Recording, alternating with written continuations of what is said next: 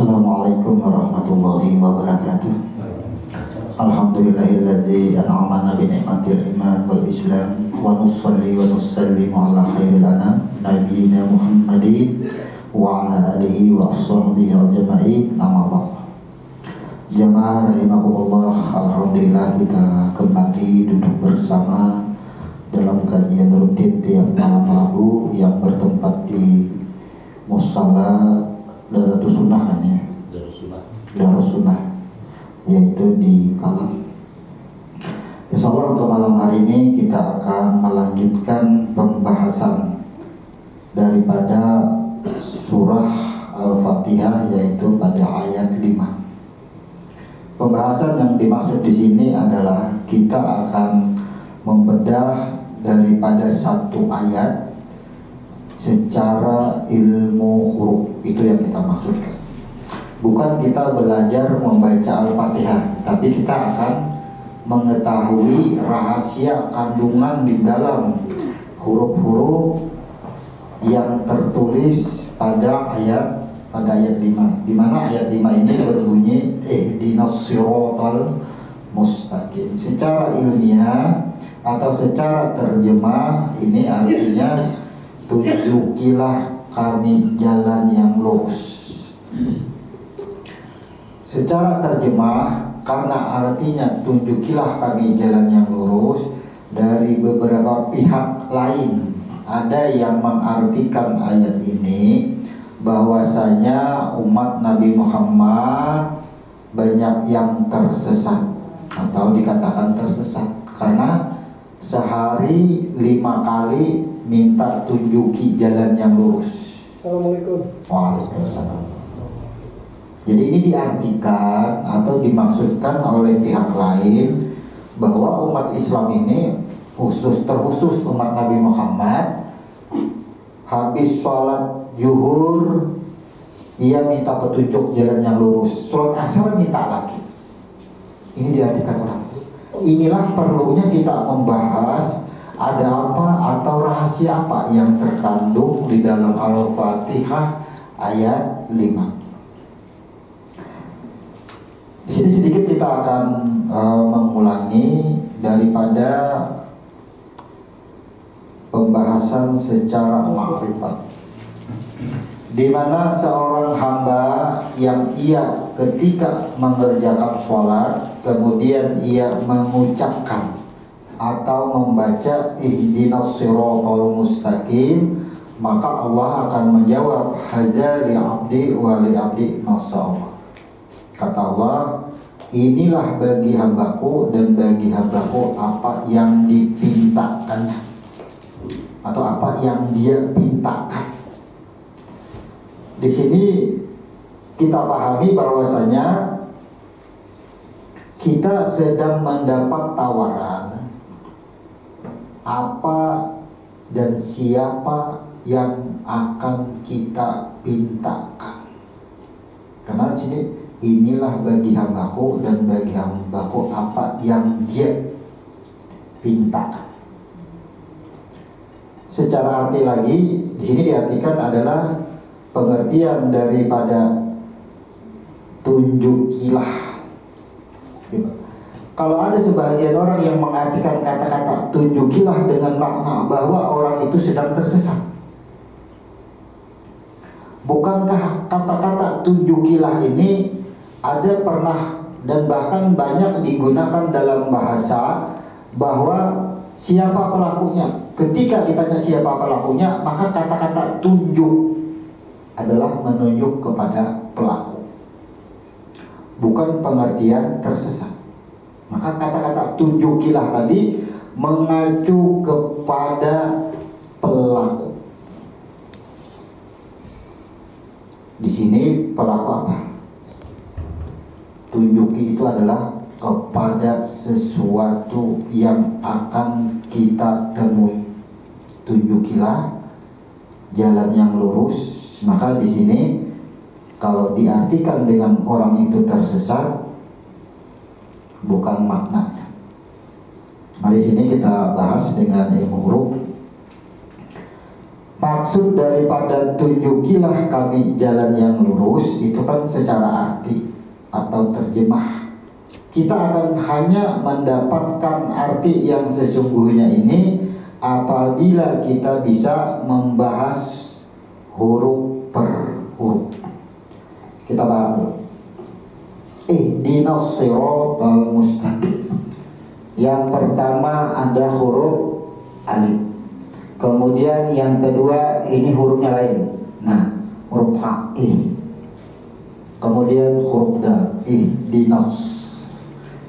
Ada 3 huruf kembali sini. Kalau dipecah huruf penyerta tidak akan kita sertakan ihdinas. Ihdinas siratal. Nah, kemudian mim, kemudian mus. Iyalah. Ihdinas siratal mustaqim. Huruf penyertanya tidak akan setelah huruf kaf ini ada huruf ya. Itu huruf penyerta atau penambah. Kalaupun ini mau disertakan, ini huruf ya, kita letakkan di atas dulu. Kita akan dapatkan satu persatu yang dimaksud dengan tunjukilah. Yang pertama kalimat ihdinas. Dikatakan jalan yang lurus, nisyarat. Ini diartikan orang dengan jalan. Syarat ini dengan siratal mustaqim, jalan.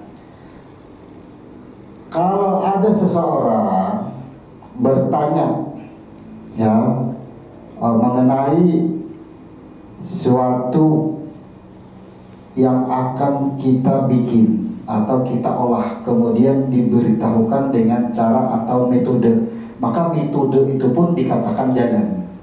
Artinya untuk mendapatkan sesuatu harus melakukan ini, itu disebut dengan jalan. Nah, kebanyakan orang mengartikan surat ini adalah jalan atau jembatan. Ujar orang titian siratal mustaqim, titiannya. Jadi diartikan titik itu adalah jembatan. Nah, di sini kita akan bahas sebelum kalimat jalan yang dia sebut orang jalan adalah kalimat ada 3 huruf. Nah, kita buka lagi pada halaman terakhir, apakah apa yang dimaksud dengan huruf ha? Huruf ha besar. Silakan buka apa yang dimaksud dengan huruf ha besar. Jadi kita akan belajar membedah secara ilmu huruf daripada huruf ha. Di sini akan kita buka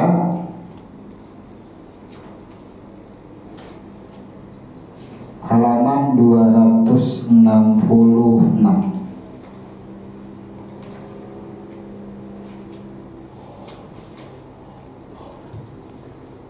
Manusia yang menyandang khalifah Allah.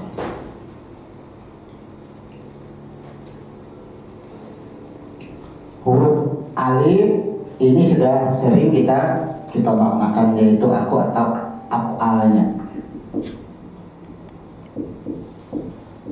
Maka maknanya adalah aku. Sekarang huruf H ini adalah, nah, huruf H ini kalau letak pada batang tubuh itu persis disebut dengan tulang yang dari apa namanya nih, lurus ke bawah. Tulang ekor lah, tulang belakang. Nah, ini sebenarnya bentuknya. Jadi Al-A'raf ayat 172 ini kandungannya. Ketika air dikeluarkan dari sini, air yang dikeluarkan dari yang berlambang huruf H ini, ya ditanya. Jadi yang bersaksi itu air yang keluar daripada huruf H ini lambangnya. Kemudian air tadi dibentuk jadi batang tubuh, kemudian dihembuskan nyawa, kemudian hiduplah, dinyatakanlah insan atau dikatakanlah manusia. Inilah yang disebut dengan atau dilambangkan dengan huruf H. Jadi huruf H ini, nah, asalnya ini satu hurufnya dikeluarkan air dari satu huruf ini, kemudian berwujud berwujud bersaksi, dimintai persaksian, tambah 2 ada ini bentuknya. Jadi huruf H yang 2 ini digandeng 2, makanya huruf H besar aja. Disebut H besar apa? Karena tak gabung 2 gunting H-nya.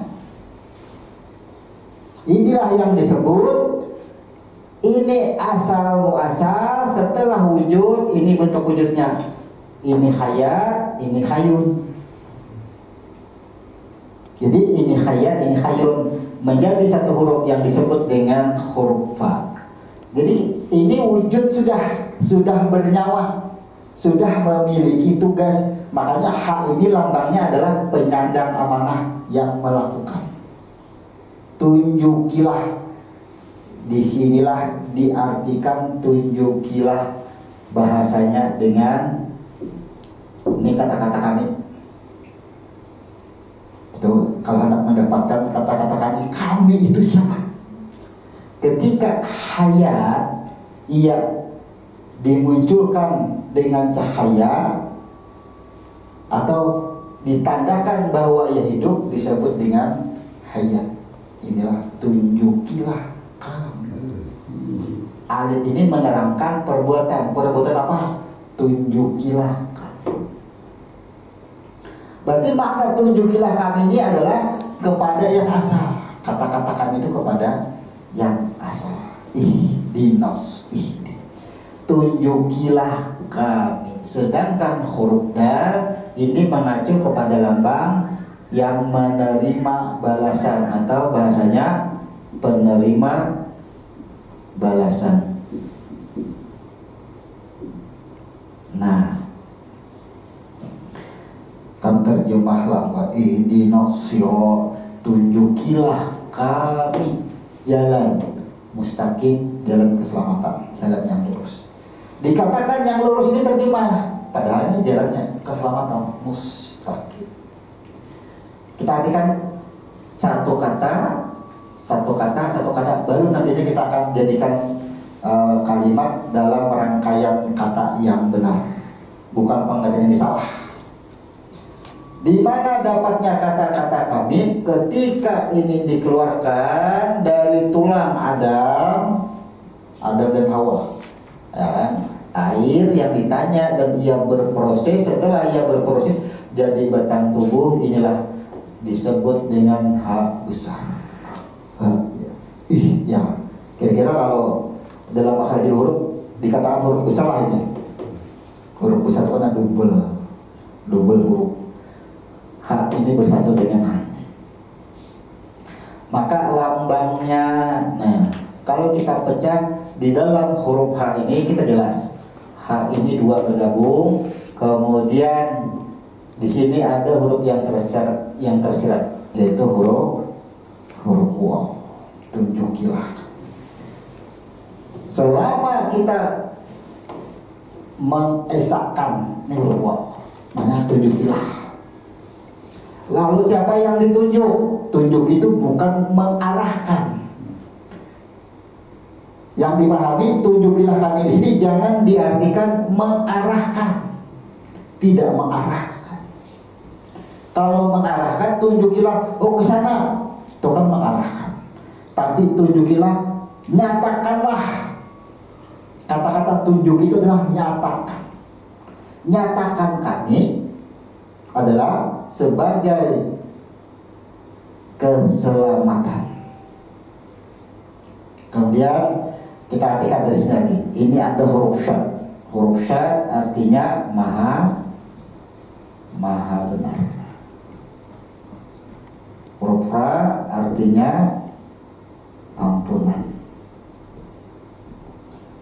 Ta artinya apa artinya nih ta?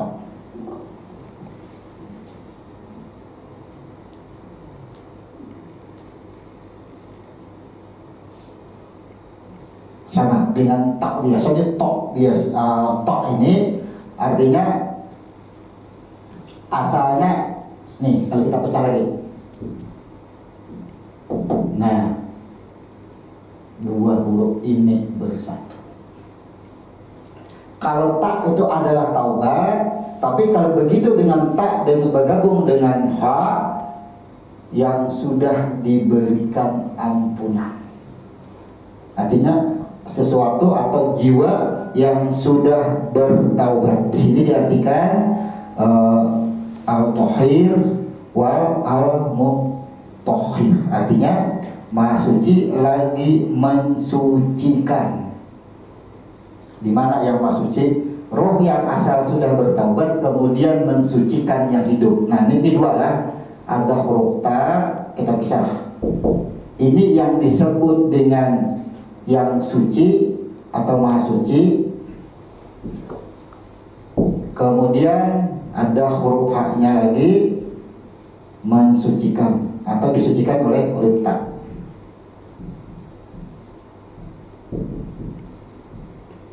Jadi huruf ta ini mensucikan huruf ha.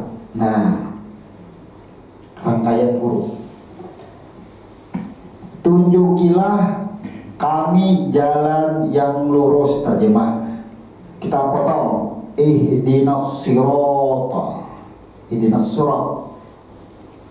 Jadikanlah kami. Siapa yang disebut kami? Yaitu pada asal yang masih diambil dari tulang Adam dan Hawa, yang disebut dengan segumpal air. Air itu kan mengalir. Itu mengalir. Maka tunjuki itu menyatakan, bahasa itu nyatakan. Tunjuki, akulah pelakunya. Siapa pelakunya? Roh yang dihembuskan atau roh yang disertakan masih dalam segumpal air. Nyatakan bahwa sirat ini menyatakan cerita kejadian diri. Nih, jadi huruf sad ini merujuk kepada huruf ha. Nih, merujuk. Rujukannya. Rujukan. Nih, rujukannya kepada kejadian diri. Di dalam huruf sad ini menceritakan bagaimana air yang dikeluarkan dari huruf H kemudian ia berproses. Jadi huruf sad ini menjelaskan, bila kita ingin tahu huruf H besar ini, maka kita pecahkan huruf sadnya. Huruf sad menceritakan, kan ini Maha benar, semua cerita di dalam Al-Quran itu dari beberapa surah menyatakan cerita bagaimana yang segumpal air Allah keluarkan. Kemudian kata Allah, aku mintai, aku ambil persaksiannya. Cerita, jadilah, anggap aja makhluk. Ketika ia bernama makhluk, disebutlah ia atau dilabangkanlah dengan huruf dal. Karena ia sudah makhluk, ia sudah menyandang, membawa amanah. Di dalam huruf syad ini menceritakan kejadian diri sampai jahir. Nah, ini kan jahir sudah. Ini jahir, jadi rujukan ke sini, rujukan ke sini, menceritakan itu. Diceritakan bagaimana kok bisa ada huruf besar. Adanya huruf besar tadi karena air yang diambil ia berproses dan jahir sudah, disebutlah huruf besar.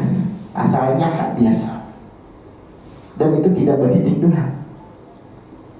Inilah yang disebut dengan yang Maha Suci.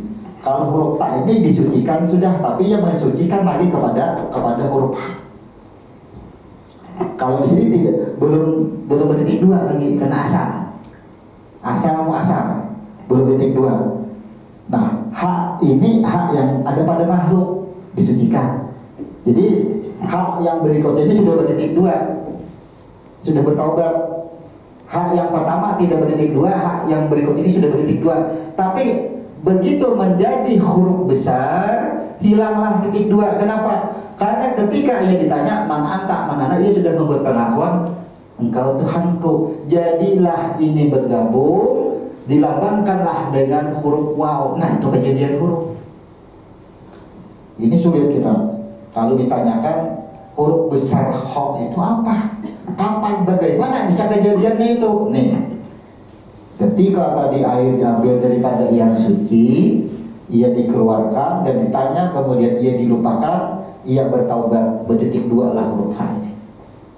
Barulah diproses sampai ia hidup. Setelah ia hidup, H ini bergabung dua, menjadilah bebatis.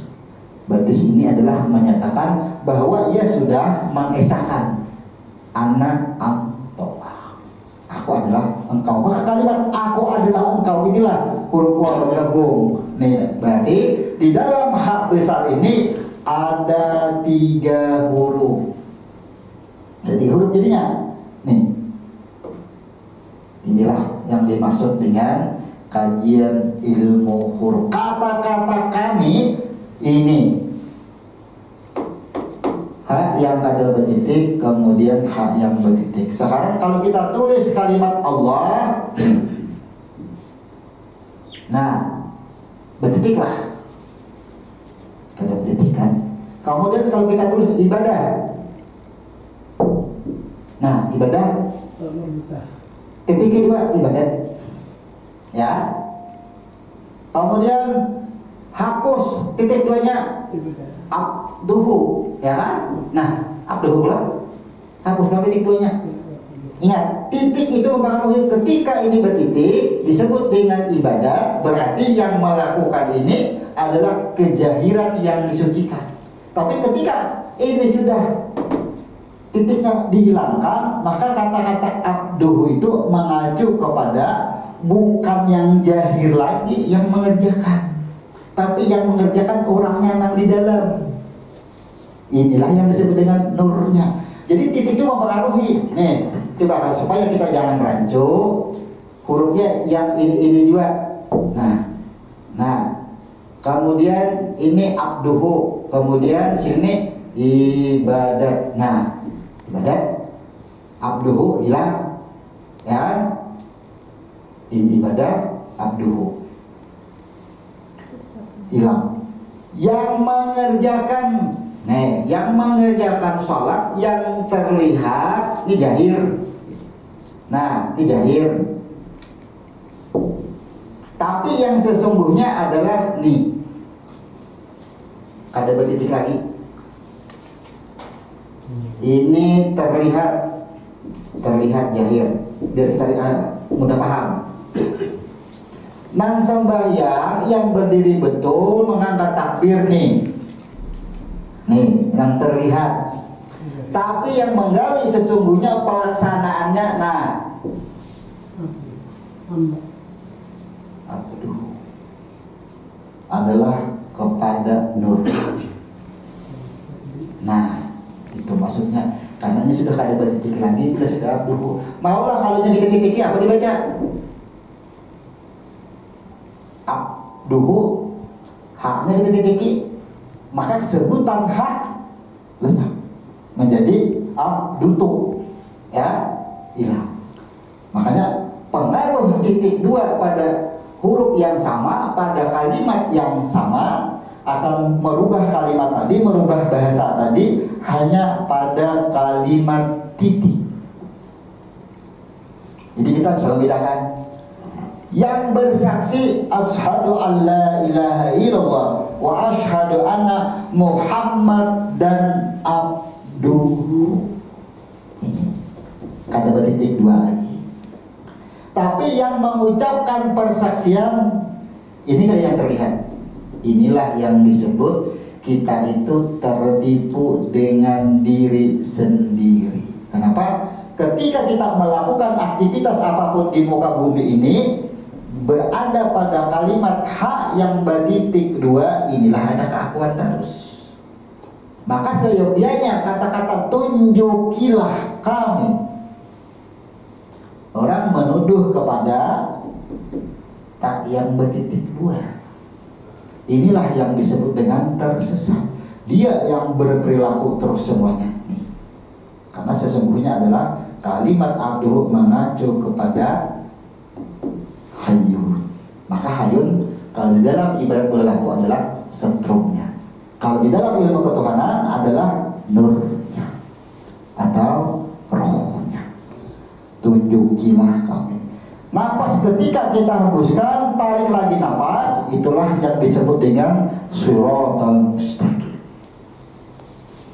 Maka tunjukilah kami tadi tidak diartikan sesuai dengan bahasa yang sudah dibayan. Tunjukilah kami itu tidak mengandung bahwa orang itu tersesat. Yang ditunjuk itu maksudnya ibadat ini batang tubuh menunjuk kepada nur, merujuk pengembalian daripada nur kepada wadah asalnya pada huruf H. Kemudian setelah huruf syad ada huruf ra, melambangkan bahwasannya orang-orang yang bisa membaca diri. Kan kalau kita memahami huruf syad ini kan setiap orang pasti sudah membaca diri. Apa yang dibaca, kejadian asal usul dirinya hanya dengan huruf syad. Maka semua orang yang berada pada huruf syad atau memahami huruf syad, ia selalu berada dalam ampunan. Jadi kita ini sahabat belum berbuat salah, belum berbuat taurihin, Tuhan sudah senyum. Kenapa? Diampuni. Ini orang-orang yang bertauhid, orang-orang yang mengenal, orang-orang yang mengenal diri. Jadi kalau hendak membahas diri, satu huruf pun kita pecahkan sudah habis semua diri itu kita pecahkan, kita bongkar. Huruf ra merupakan adalah bahasa itu upah. Kenapa? Di mana mengacunya? Nih.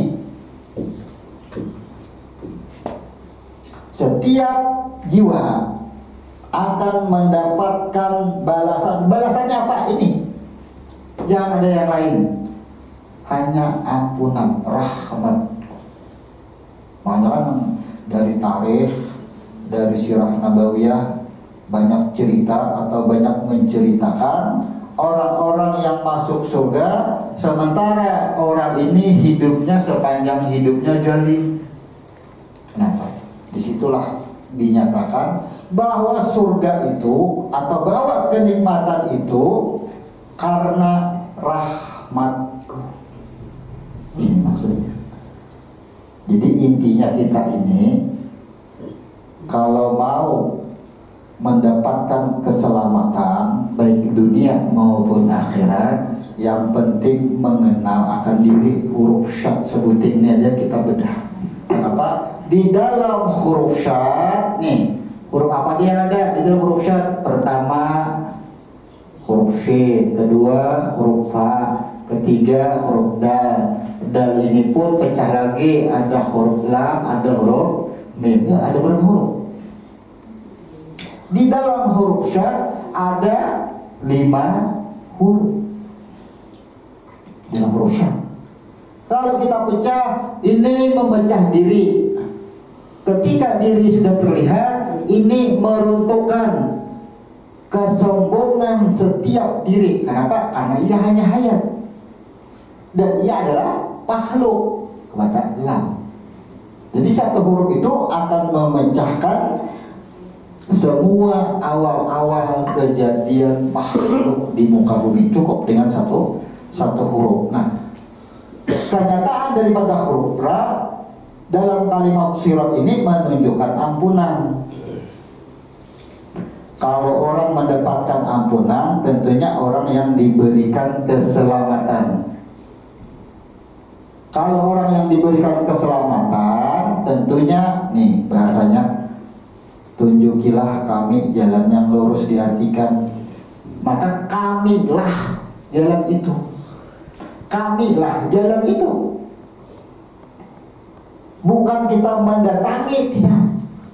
Tapi kalau kita mengenal akan diri, kamilah itu. Yang lurus itu ya kami. Itu maksudnya.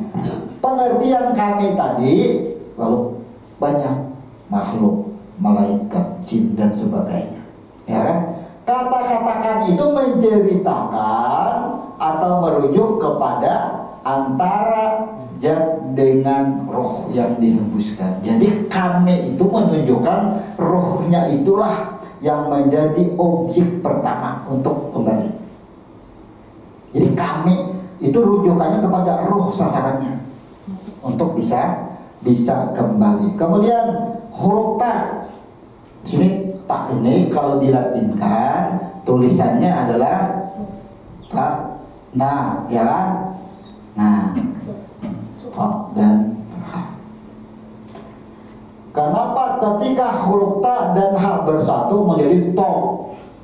Ya, kenapa menjadi to? Karena kejadian ampunan yang terjadi orang yang mengenal diri ini adalah diri yang sudah disucikan, maha suci. Kemudian ia mensucikan hayat. Maka hayat ini adalah nampak pada jahir. Lah, ini nampak pada jahir. Nah, sekarang tak ini adalah pada roh. Nah, atau pada nur. Nah, sekarang gini, bagaimana yang dimaksud dengan yang suci mensucikan? Sekarang nih, yang berdiri betul ini terlihat, yang sholat ini.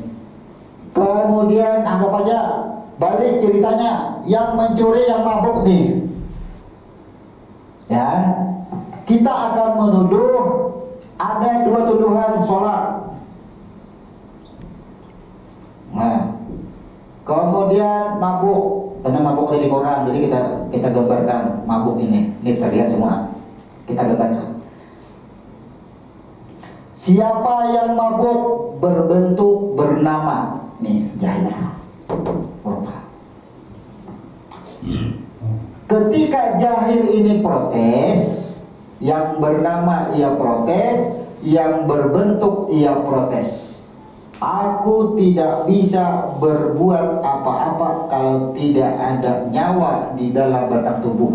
Maka mengacu kepada nur. Mengacu kepada nur. Maka untuk bisa mensucikan, membuat batang tubuh ini suci, maka sucikan ini dahulu. Dahulu sucikan. Nah, ini prosesnya. Yang lebih awal disucikan adalah, kalau bicara keumuman, adalah bicara pada hati atau bicara pada pikiran. Ini kita praktik keseharian. Batang tubuh yang bernama, berbentuk apa saja ini mengandung fitnah.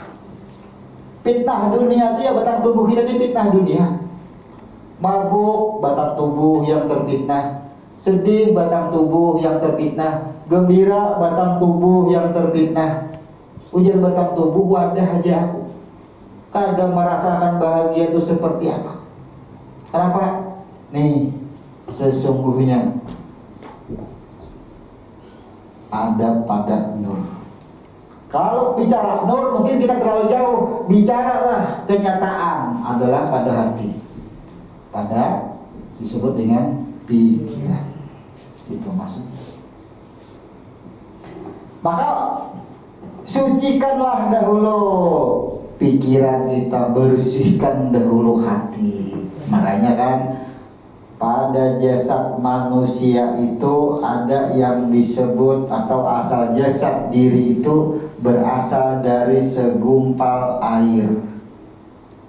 Apabila jasad itu atau segumpal air itu membawa virus atau rusak juga jasadnya. Ini hanya gara-garanya satu. Jadi batang tubuh ini disucikan oleh hati. Penyatuan roh atau nur dengan batang tubuh inilah berbentuk dengan huruf ta. Sering huruf ta ini disebut, ya kan? Allahumma za'anni mina muttatohir. Jadi kalimat ini adalah kalimat perbuatan atau pekerjaan. Jadi huruf ta ini muttatohirin, orang-orang yang mensucikan. Makanya orang berwudu itu mensucikan.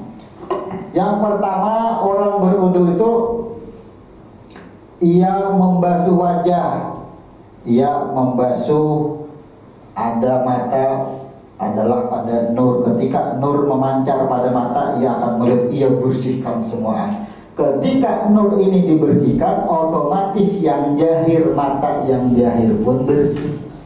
Inilah yang disebut mutatohir, mensucikan. Yang suci mensucikan. Ketika ini kita bersihkan, maka yang jahir pun ikut bersih. Itu maksudnya huruf tok ini. Itu maksudnya. Jadi tergantung kita. Ketika kita berwudu atau membersihkan, kalau hati masih kotor, pikiran masih kotor, maka jahir pun terlihat kotor, tidak suci. Inilah yang terfitnah. Membawa fitnah ini akan berkepanjangan kepada orang lain. Ya kan, pastilah. Orang melihat siapa yang mabuk, siapa yang sholat, ia akan menuduh yang kita lihat adalah batang tubuhnya yang sholat. Padahal sesungguhnya yang sholat adalah nur. Kemudian di sini sasaran akhirnya adalah mustaqim. Sasaran akhir orang-orang yang berada atau orang-orang atau jiwa-jiwa yang mengenal akan dirinya bagaimana yang suci dan mensucikan, maka ini adalah orang-orang yang suci. Ini semuanya orang-orang yang suci yang sudah memahami hurufnya ini. Kalau kita bedah, maka sasaran akhir adalah letak kita itu pada apa? Adalah pada mustaqim. Mim dengan arti jiwa, maknanya jiwa. Shin dengan arti diri. Ta dengan arti taubat atau penyerahan. Taubat ini artinya berserah diri. Aku adalah engkau. Taubatnya, aku adalah engkau, berserah diri. Huruf Qaf artinya yang menguasai, atau ini makna lah, bukan arti sebenarnya, makna yang menguasai. Nah, kembalilah kepada mim dengan arti jiwa yang sesungguhnya. Ini mim yang terakhir ini adalah pada roh atau nur. Nur yang asal. Ini nur yang menjadi batang tubuh, sudah menjalani proses jiwa.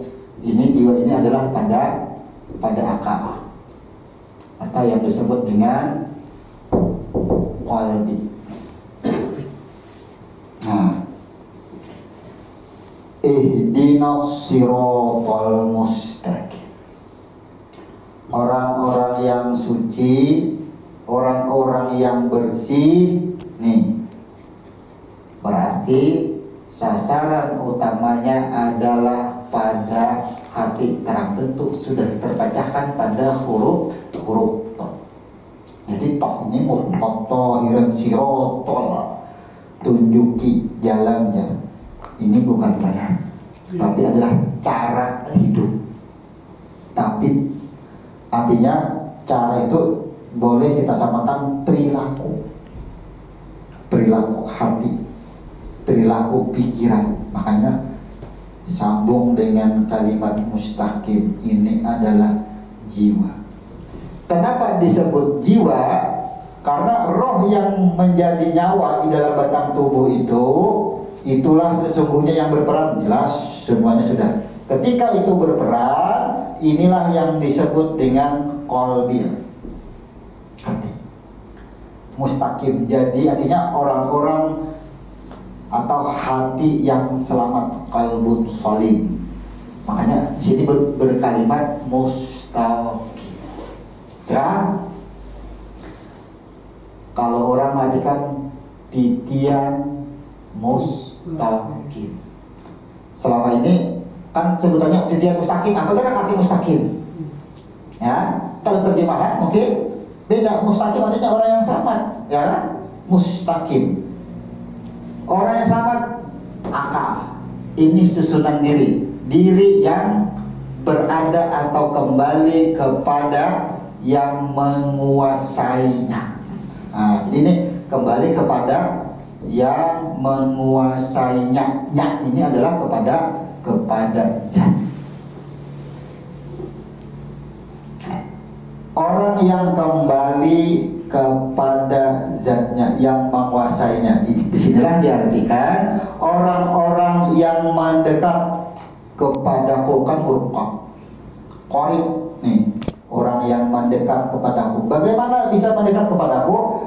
Kenyataan orang yang mendekat itu adalah orang yang berada pada alam nur. Artinya jiwanya ini berada pada alam nur yang disebut dengan si Ahmad. Nah, maka kita globalkan atau kita simpulkan ayat 4 Fatihah ini adalah, kalau terjemah tadi tunjukilah kami jalan yang lurus, maka kata-kata tunjukilah itu mengacu kepada 3 huruf alif, ha, dan dal.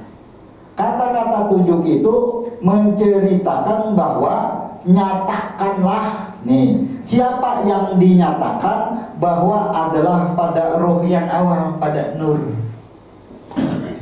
Jangan tertipu dengan hak besarnya. Nyatakan, nyatalah kami, nyatalah kami. Kami itulah cara. Nih, kami itulah jalan.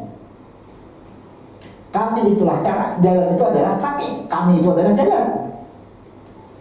Selamat, kamilah yang selamat. Ihdinas siratal mustaqim. Secara ma'rifat, apa yang dia pintakan. Makanya kata-kata apa yang dia pintakan ini mengacu kepada huruf H yang kedua. Kata-kata kami. Tunjuki. Kata-kata tunjuki artinya asal yang segumpal air dari hak yang pertama berproses kemudian menjadi batang tubuh. Batang tubuh inilah yang memiliki atau disebut sifat, dari sifat sholawiyah, ya kan, maknawiyah, ya kan, sifat maknawiyah, kemudian sifat nafsiyah. Itulah yang jangan sampai membaca kepada sifat diri yang jahir. Itu maksudnya. Sementara kita di dalam amaliyah itu kebanyakan yang disebut dengan fitnah dunia ini kita menuduh kepada yang jahir. Tuduh kita kan yang jahir terus. Ketika kita menerima kebaikan seseorang, memandang kepada diri seseorang terpandang kepada yang jahir. Jadi memberikan nilai kepada orang lain itu hanya memandang yang jahir, tidak memandang ke dalamnya. Ini yang tertipu. Akhirnya apa? Ketika kita memuja-muji, memuja-muji yang jahir berlebihan, inilah yang disebut dengan mengkultuskan. Ketika ini terjadi pengkultusan, maka terjadilah kekotoran. Ini bahayanya. Sedangkan di sini huruf ta yang suci mensucikan, disuruh membersihi itu batang tubuh ini, diperintahkan untuk bersih. Ternyata batang tubuh dikotorkan oleh pujian, kotor jadinya. Makanya kan kalau orang bagus apapun perbuatannya, cara sholatnya, janganlah kita memuji, jangan sampai orang itu mendengar kita memuji. Boleh jadi pujian itu akan menyesatkannya. Maksud menyesatkannya apa? Membuat hatinya kotor, merasa keakuan. Ini ada lagi sudah. Ketika hatinya kotor, maka ia tidak termasuk golongan orang-orang yang berada pada huruf pada dalam kekuasaannya. Maka secara ilmiah orang-orang itu tidak berada dalam ampunannya, tidak berada dalam keselamatannya. Maka salahkah ketika terjemahan mengartikan tunjukilah kami jalan yang lurus? Tidak salah, karena acuannya orang-orang yang hatinya kotor, hati pikirannya, akalnya semuaan, inilah orang-orang yang tersesat, siapapun orangnya.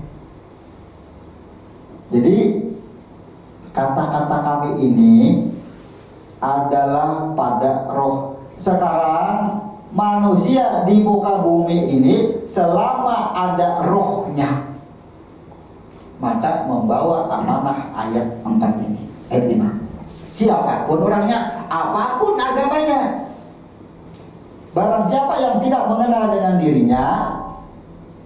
ia tidak mengenal akan Tuhannya, maka hatinya kotor.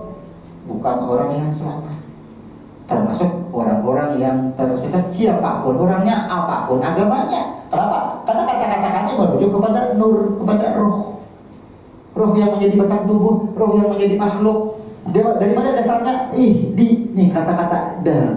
Ini merujuk setiap ciptaan Tuhan yang Allah cipta dari di bawah nur adalah menerima balasan, tidak mengenal istilah agama, tidak mengenal sebenarnya. Kalau dirujukan hanya kepada orang-orang Muslim atau orang-orang Islam. Sedangkan perintahnya di sini adalah tunjukilah kami, ini dipinta oleh roh. Karena roh ini menjadi nur, nur memancat jadi batang tubuh, itulah kami. Sebutan kami itu bukan banyak, tapi sebutan kami ini karena roh tadi menjadi batang tubuh, masuk ke dalam batang tubuh, bergeraklah semua anggota batang tubuh, itulah yang disebut kami. Satu jua orangnya, tidak menunjukkan banyak. Batang tubuh ya rohnya, hati ya rohnya, pikiran ya rohnya, tidak menunjukkan banyak. Itulah kata-kata kami, jangan sampai tersesat. Kenapa? Ketika orang mati itu jiwanya diangkat, ia akan ditanya, akan dihisap semuanya, seluruh anggota batang tubuh akan menjadi saksi.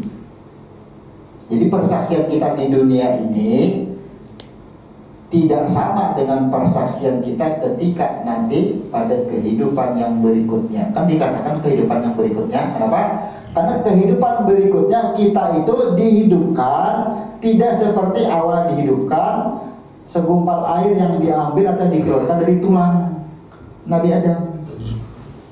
Roh itu mengalir kepada segumpal air. Sekarang orang mati itu ada airnya lagi, ya, tidak ada lagi sirkulasi darah di dalam batang tubuh, atau air tidak ada lagi di dalam batang tubuh. Seandainya itu ada di kehidupan yang berikutnya, maka apa? Kita akan masih bersifat seperti kehidupan yang di dunia, bisa berdusta, bisa mengakali lapah mereka, karena masih berdusta. Itulah kenyataannya, bahwa di kehidupan yang berikutnya itu adalah jiwalah yang berperang. Jadi roh itu dihembuskan pada titik-titik yang memang sudah secara kelompok berkelompok pada batang tubuh, pada sifat diri kita. Itulah yang akan dinyatakan selamat. Batang tubuh yang banyak itu dengan yang roh yang menjadi batang tubuh itu akan menjadi saksi. Inilah yang harus diselamatkan. Bagaimana menyelamatkan batang tubuh yang banyak? Banyak namanya, ada anggota batang tubuh, ada tangan, mata, telinga, dan semuanya. Maka intinya adalah pada nur. Korelasinya pas nih pada hak yang pertama. Itulah kalimat ihdinas shiratal mustaqim ini. Kata-kata tunjuk itu nyatakan tuh orangnya. Itu bukan menunjuk arah, tapi tuh nyata. Nyata pada apa? Nyatalah pada roh. Nah, coba kita rangkai. Ihdinas shiratal mustaqim. Ihdi adalah nyata pada diri yang sebenarnya diri. Maka syirat itu adalah proses. Apa? Proses membaca kejadian huruf H. Jadi tanpa dipecahkan kata-kata syirat ini, maka kita tidak akan bisa menjawab huruf H. Jadi surat ini menjelaskan cerita huruf H ini, dan surat ini membersihkan ketika huruf H ini sudah jahir. Artinya, coba kita ilustrasikan dengan bahasa lain lah. Ini proses mencetak jadilah, ya kan? Jadi ini proses kalimat ihdi, jadilah berproses menjadikan diri. Kemudian kata-kata syurut, ujar diri. Nih ujar diri, huruf syad dulu. Ujar diri, ujar batang tubuh yang tersusun dijelaskan bahwa ia adalah diciptakan dari air. Nih huruf sin, huruf syad menjelaskan itu dulu.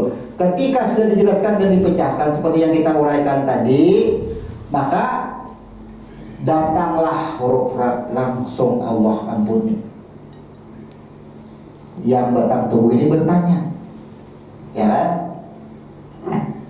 Nih, karena sudah mengenal diri, anggap aja misal langsung diletakkan di surga, dimasukkan ke surga, lalu bertanyalah batang tubuh, kenapa aku di surga? Nih, huruf ra, engkau masuk ke surga karena rahmatku. Sudah. Kemudian kalau karena rahmatku, berarti surga ini apa? Surga adalah komitmenku. Komitmen setiap makhluk yang aku jadikan akan menerima balasan. Lambangnya huruf dal, komitmen. Kemudian kenapa aku bisa masuk surga? Karena rahmatku. Bagaimana aku bisa mendapatkan rahmat? Huruf tak menjelaskan. Karena engkau ketika engkau sholat, batang tubuh berdiri betul, tangan mengangkat takbir, lidah engkau membaca doa, membaca surah, sesungguhnya engkau mengakui atau kembali bahwa semua aktivitas itu yang melakukan adalah nurku. Qad ja'akum minallahi nur. Maka kalau bahasa kemanusiaan, siapa yang sembahyang? Hatiku, kalbi. Siapa yang sembahyang? Pikiranku. Sehingga di dalam sembahyang pikiranku kada kemana-mana. Ini kalau bahasa umum, bahasa ringan. Ini. Jadi kenapa aku mendapatkan rahmat? Karena setiap aktivitasku adalah nih sesungguhnya engkau ya nur. Qad ja'akum minallahi nur. Semua yang ada adalah nur. Sholat, bacaan, alam semua adalah nurku. Makanya engkau diletakkanlah ke surga. Inilah ihdinas shirat. Nih itu maksudnya. Tunjukilah. Nih, bukan mengarahkan. Kata-kata tunjuki bukan mengarahkan, bukan. Tapi nyatalah pada diri. Sedangkan mustaqim adalah menyatakan. Jadi mustaqim ini kan keselamatan. Nah, bisa diartikan keselamatan. Kenapa? Karena orang yang berada di dalam kekuasaan di sisinya. Kalau engkau berada di surgaku, engkau itu sesungguhnya berada di sisiku. Nah, ini hanya merujuklah ke sini. Nah, itu maksudnya. Diri yang jahir itu dipanggil kemudian bertemu, inilah disebut dengan fi jannatin na'im. Maka kata-kata mustaqim ini adalah diri yang di dalam kekuasaanku. Karena kita begitu berada di surga, disebutlah diri jiwa ya, yang sudah berserah diri, yang sudah mendapatkan ampunan, maka ia berada di dalam kekuasaanku. Saatnya apa? Nih, kembali kepada alam nur. Inilah kata-kata mustaqim itu, di mana disebut dengan tempat. Nih, tempat akhir kita. Sebut tempat akhir kita. Kemana arah dan tujuan ketika kita mengucap Allahu Akbar, atau yang disebut dengan ihdinas shiratal mustaqim, apa yang dia pintakan. Jadi kita itu memintakan siapa? Nah, kembalilah kita kepada kalimat, kepada amalia. Engkau memintakan siapa? Ini bagi hambaku. Ini antara aku dan hambaku. Dan bagi hambaku, kata-kata hambaku yang kedua itu adalah mengacu kepada anggota tubuh kita atau sifat. Yang dimaksud dengan anggota tubuh adalah sifat-sifat diri. Itulah yang dibuat harus selamat, yang diumpatakan, yang harus disucikan. Jadi Ujar Tuhan bertanya kepada diri, apa yang engkau pintakan? Ya Allah, mata, mulut, telinga, hidung, pikiran. Ya, sucikan, bersihkan, pelihara. Sama itu kalau dengan bahasa yang ringan. Tapi sesungguhnya apa yang engkau pintakan nih? Semua, tangan, hati, jantung, paru-paru, sampai kepada seluruh anggota tubuh. Inilah yang kita arahkan atau yang kita sucikan. Jangan pernah menuduh kaki untuk melangkah. Jangan pernah menuduh mata yang melihat. Jangan pernah menuduh telinga yang mendengar. Tapi tuduhlah kepada sifat siapa sesungguhnya yang mendengar. Aku mendengar, boleh berkata seperti itu. Tapi ketika kita berkata seperti itu, langsung kembalikan perkataan kita. Jangan diakui, ini paling bahaya. Kesedihan terbesar adalah ketika kita berkata, akulah yang mendengar, akulah yang melihat, tapi tertahan kalimat aku pada mata dan pada telinga. Kita tidak meleburkan lagi, tidak mematahkan lagi. Inilah bahayanya masuk kepada golongan orang-orang yang tersesat. Kenapa? Tangan bergerak, mengkada tanganku, wah ini kan sudah kenyataan, tersesat kita. Sedangkan apa yang dia pinta di sini secara makrifat dahulu kita mengartikan boleh jadi kepada istri, anak, suami, kuitan, ningsanak dan lain-lain. Itu dalam arti ilmiah apa yang dia pintakan. Maka kita ulang sedikit, ayat 4 adalah kepada nurnya, dirinya sendiri, jahirnya dulu kan. Apa yang kita, pokoknya nafas engkau itu kembali kepada engkau sudah ayat 4. Tapi di dalam ayat 5 di sini dipintakan apa yang dia pintakan ternyata adalah memerintahkan nurnya ini menjaga yang jahir. Jangan tertipu dengan apa yang jahir. Adalah kita memintakan orang lain lagi. Jadi Fatihah itu ada mau tertipu, kita ada angan-angan dunia lagi. Jagalah nih seluruh anggota tubuh. Bagaimana menjaga seluruh anggota tubuh? Bersihkan hati. Ketika hati sudah bersih disebut dengan huruf ta, maha suci. Mensucikan yang suci, mensucikan sesuai dengan arti huruf ta-nya. Yang suci lagi mensucikan. Itu maksudnya, yang suci lagi mensucikan. Itulah yang ditawarkan. Apa kehendak apa ya Tuhan? Kehendak engkau apa? Nih, yang suci mensucikan, selamatlah yang keduanya. Jadi ketika kita berada pada nur sholat ini, amalia kita bagaimana? Kalau masih berada pada makrifat, apa yang engkau minta? Ya Allah, istriku sakit. Ya Allah, anakku sakit. Ya Allah, istriku perlu ini. Ya Allah, anakku perlu ini. Itu pada tingkat makrifat, tingkat mengenal. Tapi kepada nurnya, nur sholat adalah apa yang engkau minta nih, mensucikan. Sucikan dahulu nurnya, sebagaimana kejadian roh yang awal ia mensucikan atau disucikan, maka sucikanlah yang jahirnya lagi. Itulah perjalanan yang sesungguhnya. Kata-kata syirak ini adalah proses suci mensucikan. Itu syirak namanya. Bilanya proses syirak ini berhasil, maka sampailah kita dengan sebutan mustaqim, atau disebut dengan sampailah kita kepada orang yang menguasai kita. Kalau bahasa Al-Qurannya, bahasa tauhidnya, sampailah kepada Zat yang sesungguhnya menguasai kita, atau Zat yang sesungguhnya menciptakan kita. Nah itu ayat apa? Ayat 5. Jadi kita gabung lagi, sekali lagi kita gambarkan sudah bagaimana kita mengilustrasikan daripada ayat 5. Kita sangat mengkhawatirkan keilmuan kita pada tingkat nur.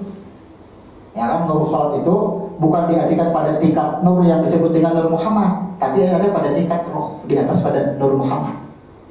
Tapi amalia kita masih berada pada ma'rifat. Makanya kita ilustrasikan dengan gambar siapa yang disebut tadi kami ini adalah kami kepada roh yang sudah berproses, disebutlah kami. Jangan pernah pandang yang jahir, tetap pandang kepada nur. Apapun aktivitasnya, Jangan pernah baik yang kita pandang maupun kita sendiri, tetap polanya kembali kasar. Maka tempat sesungguhnya kita ini adalah di dalam keharibaan itu nih. Yang disebut bahasa keharibaan itu bahasa sering kita dengar nih, berada pada berada pada zatnya. Nah, mungkin ini yang bisa kita uraikan penjelasan singkat daripada ayat 5 di dalam surah Al-Fatihah.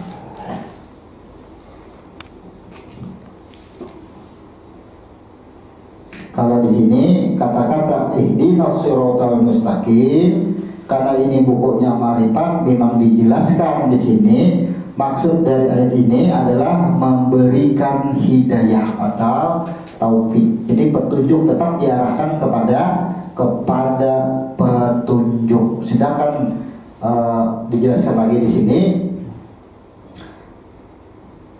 bahwasanya Allah itu mendengar. Bahasa mendengar, ingin Allah itu bagaimana roh ini menjawab ketika ditanya man anta man ana. Jadi kejadian di dalam ayat 5 ini Allah ingin mendengar kembali. Kenapa? Karena roh tadi sudah menjadi batang tubuh. Allah ingin mendengar kembali apakah kalau pernyataan roh yang asal sudah menyatakan bahwa ana amtallah, kemudian roh ini menjadi batang tubuh. Allah tanya lagi bagaimana jawaban kita, berubah atau tidak. Lalu roh tadi ditanya apa yang dia pintakan untuk roh yang menjadi batang tubuh.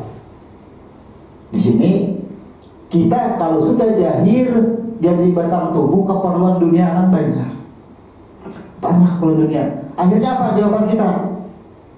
Akhirnya kepada duit, akhirnya kepada kebendaan atau kepada materi. Maka amaliyah kita bertentangan dengan nurus salatnya, bertentangan. Tidak lagi kita di sini akan dunia. Tapi bagaimana meleburkan dunia? Sekarang begini, tips singkat. Kita di dalam sebuah ayat itu kita baca, sholatlah kamu sampai kamu yakin diri kamu itu mati, sampai kamu yakin sampai kamu mati.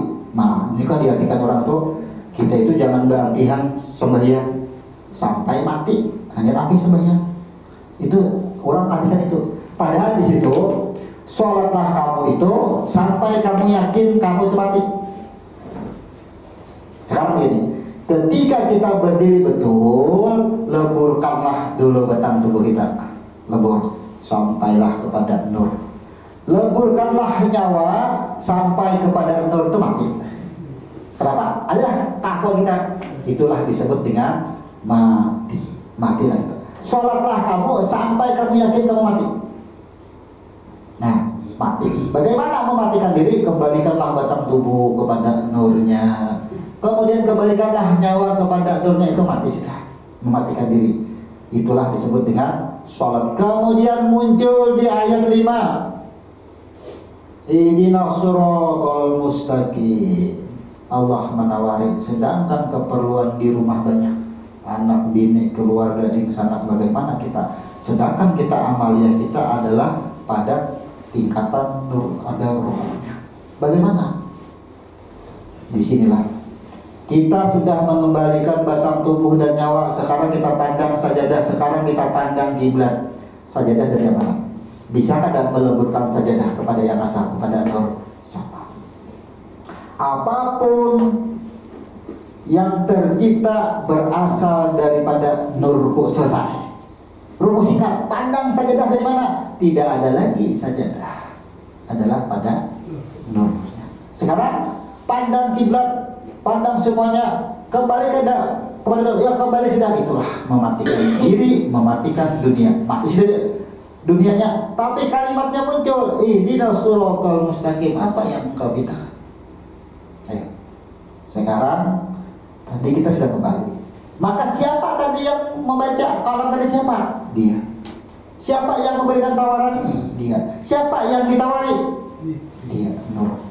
Kalau kita ihdinas siratal mustaqim tanpa menyebut rumah misalnya tanpa disebut lebur kada rumah dulu kepada nur.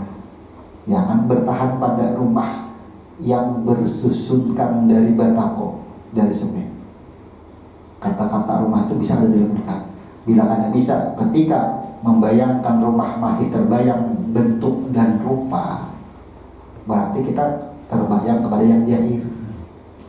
Sekarang menyebut itu, makanya dari almarhum guru sampai kita pun tetap silahkan sebut.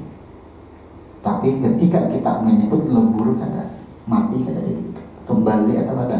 Apabila ini kada kembali, maka tertipu pada jam jahil. Dan tidak ada lagi sebutan. Kita kada perlu lagi menyebut di situ. Kenapa?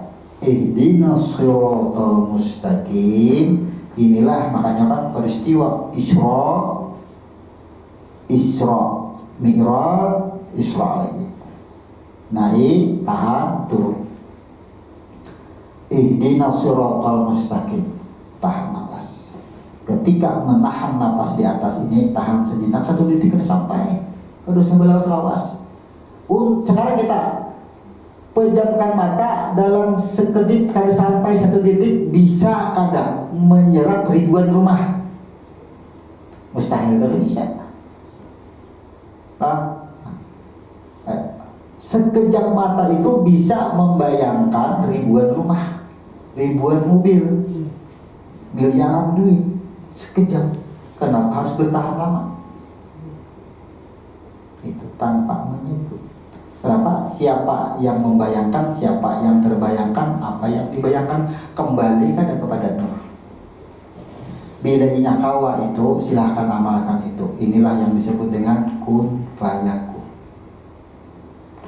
Ketika kita ihdinas shiratal mustaqim, bahkan mulai ayat 4, kata-kata keselamatan itu apapun bentuknya, mobil, sekarang mobil, kendaraan mempercepat kita di dalam perjalanan kita, ya kan?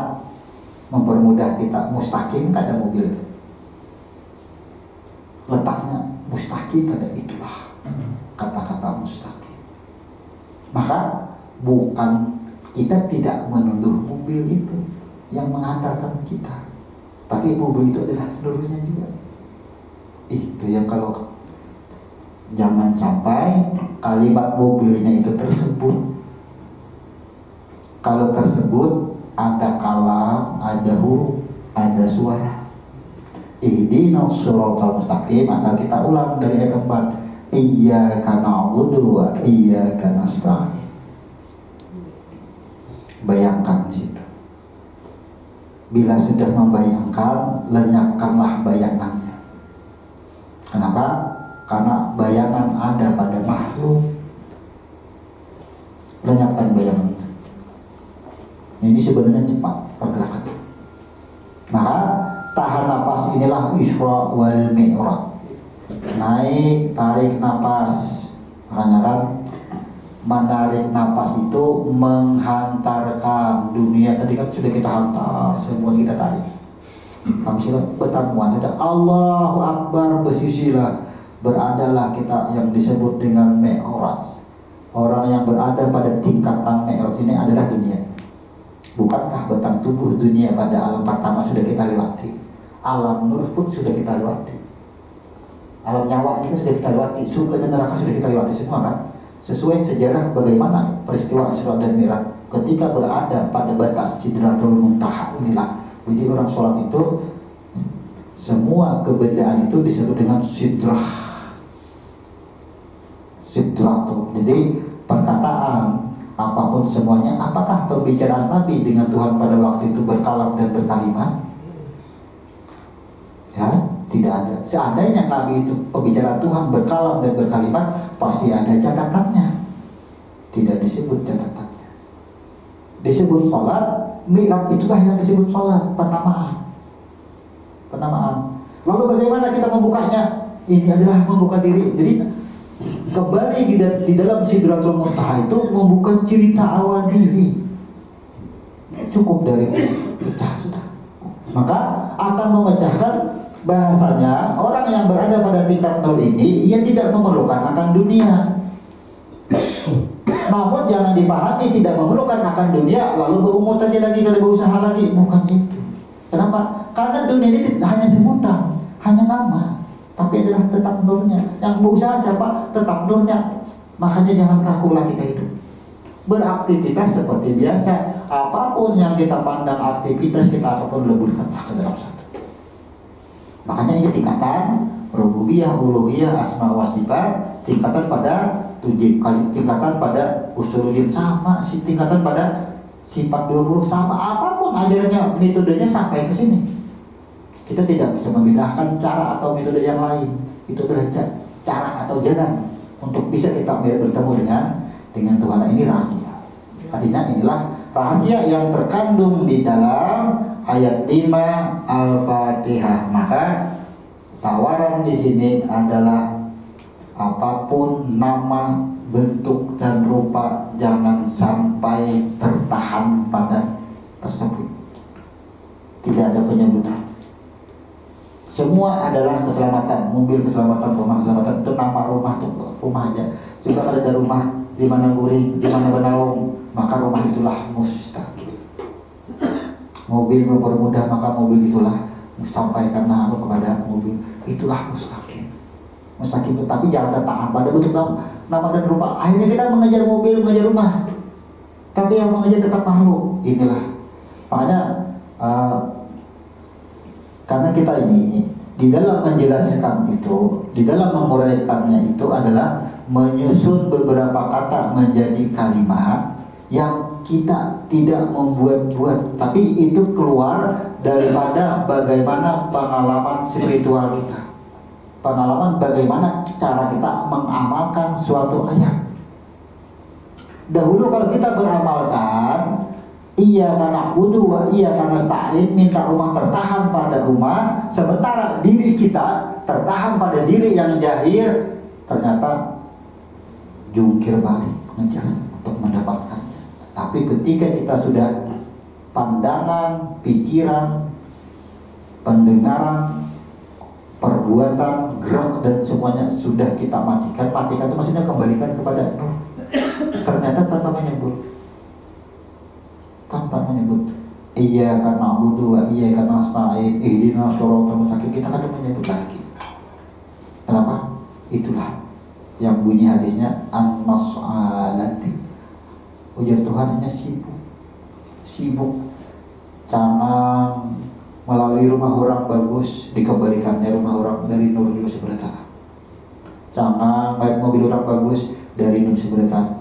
Hanya sibuk mengembalikan aja. Di dalam pengembaliannya itulah yang disebut ia sibuk kepadaku an-mas'alati. Ujar Tuhan, mengenai cangangi sama itu aku adakan kun. Itu maksudnya. Tanpalah menyebut. Makanya ketika guru mengajarkan dahulu di dalam ayat 4 sampai ayat 7, amaliyah semua jamaah murid ketika di ayat 4 pasti bertahan rata-rata. Iyyaka na'budu wa iyyaka nasta'in. Ia akan bertahan beberapa detik. Sementara ketika guru jadi imam, murid jamaah ada sempat untuk menyebut apa yang ia minta. Iyyaka na'budu wa iyyaka nasta'in ihdinas shiratal mustaqim, bingung jamaah di belakang. Gurunya malah jadi iyyaka na'budu wa iyyaka nasta'in, tahan napas. Apa yang diminta sebut, kebanyakan yang diminta lalu lawas. Inilah aman tertipu. Kayak apa hendak kabul doa? Kita hanya kadang kita matikan lagi diri kita ini belum kita kembalikan. Persyaratan itu kan mas mansukalan itu dulu. Kembalikanlah diri kita kepada yang menguasai. Leburkanlah dulu, matikanlah diri kita. Bila sudah lebur diri kita, yang lain boleh lebur. Inilah kun. Ketika kita mematikan diri kita, kembalilah kepada kun. Prosesnya apa? Iyyaka na'budu wa iyyaka nasta'in itu menjalani proses. Apa yang engkau minta? Tawaran itu kan ada ketika kita bertemu. Tawaran itu kan terjadi ketika kita bertemu. Sementara kita bertahan pada yang jahir. Bacaannya bertemu atau tidak? Iyyaka na'budu, iyyaka nasta'in itu hanya pada tingkat bacaan. Ihdinas shiratal mustaqim hanya pada tingkat bacaan, tapi tidak bertemu. Sedangkan amanah kita hidup ini, satu-satunya amanah ini rata-rata makhluk atau manusia itu melanggar amanah Tuhan. Di mana amanah Tuhan? Bukan masalah sembahyang. Amanah Tuhan bukan masalah sholat, bukan masalah puasa, bukan masalah haji. Tapi amanah Tuhan apa? Hari ini kita berpisah di sini, bicara di alam rahim. Temui aku di sana. Amanah Tuhan apa? Temui aku. Jadi perintahnya itu temui aku saat ini maksudnya. Jadi semenjak kita diproses dikeluarkan dari segumpal air, tidak pernah kita akan bertemu dengan Tuhan. Semenjak kita masih segumpal air belum berbentuk, kita itu masih berada di dalam kekuasaannya. Contohnya apa? Terbit 114 surat. Itu kan proses di alam rahim tuh, penciptaan manusia. Terlahir tidak berpisah juga dengan Tuhan, tetap dalam kekuasaannya. Makanya pesan Tuhan, temui aku di sana. Bagaimana aku menemui engkau? Ija kuntum ila sholat. Ayo. Diartikan apabila ingin sholat, proksilu. Padahal bukan apabila ingin sholat, tapi apa? Temui aku. Itu perintah Al-Quran. Tapi kita kadang menemui Tuhan, tahunya sembahyang aja, tahunya sholat, tahunya puasa. Sholatnya tidak bertemu, hajinya tidak bertemu, umrahnya tidak bertemu, puasanya tidak bertemu, zakatnya tidak bertemu. Akhirnya apa? Sedangkan fungsi zakat, barang siapa yang mengeluarkan zakat, aku tambah. Akhirnya mengeluh, zakat aku keluarkan setiap tahun, infak aku keluarkan setiap tahun, kenapa rizkiku malah turun? Nah, karena kita bertahan pada jahil. Masih kita ini menyerahkan zakat, tapi batang tubuh kadang kita setor, kadang kita matikan. Ini rahasianya. Rahasia bagaimana semua Allah cukupkan itu karena kita ini bertahan pada diri yang jahil, tertipu pada diri yang jahil. Makanya lapah busa. Lapah kita busa. Cobalah kita memandang. Boleh cara mengamalkan ini dari beberapa buku. Ada dengan cara yakin dulu, kemudian hakul yakin, kemudian ainul yakin. Silahkan. Bagaimana caranya? Yakin. Aku turun, aku meyakini yang aku pandang, yang aku kehendaki, yang aku pandang dia, yang aku kehendaki dia yang berkehendak. Yakin. Naiklah kepada hakul yakin. Semua yang aku pandang hak. Siapa yang hak? Dia yang punya. Aku turun bukan aku, tapi hak yang turun adalah dia yang turun. Naiklah lagi, ainul yakin. Ilmu kan? Ainul yakin bahwa yang bergerak, setiap roh, setiap benda apapun ada berasal daripada rohnya, ya kan? Membawa sifat huruf ain. Aku ada ain, semuanya ilmu bertemu ilmu, maulah kan jadi satu. Barang itu cara pengamalan dulu, tahapan-tahapannya. Nah, di sini rahasianya. Kalau sudah mengenal di sini, coba aja jadi imam. Iya karena abudu, iya karena nasta'in. Ihdina syiratal mustaqim. Kada ada lagi bertahan, awas. Kenapa? Bukan berarti tidak meminta, tapi ini tingkatan diberi. Kalau tingkatan meminta, bisa sakit hati, bisa kecewa. Ketika Allah berikan tawaran apa yang engkau minta, kita sibuk mengembalikan. Melihat kendaraan itu engkau.